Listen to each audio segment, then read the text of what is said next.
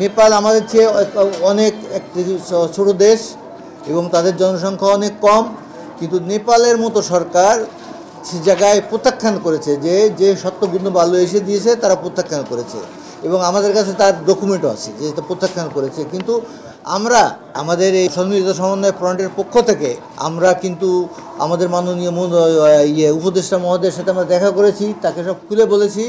উনিও জানেন যে নেপাল এটা প্রত্যাখ্যান করেছে, কিন্তু আমাদের সরকার আমরা মিটিং করার পরের দিনকেই তারা একটা চিঠি আমাদের দেয় যে সব লাইসেন্স এই 10টা ক্যাটাগরি পূরণ করে সব লাইসেন্স জমা দেওয়ার জন্য।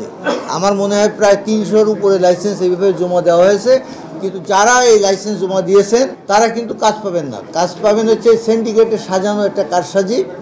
তারা এই কাজগুলো কুক্ষিগত করার জন্যেই আমাদের কাছে বিভিন্ন কায়দায় বা ওই দেশের মালয়েশিয়ান গভর্নমেন্টের উচ্চপদস্থ কর্মকর্তাদের বিভিন্নভাবে ম্যানেজ করে তারা এই কাজগুলো কুক্ষিগত করা, এবং যা আপনারা জানেন হাজার হাজার কোটি টাকার মালিক তারা বিভিন্ন সময় টাকা খরচ করে তারা এই কাজগুলো করছে।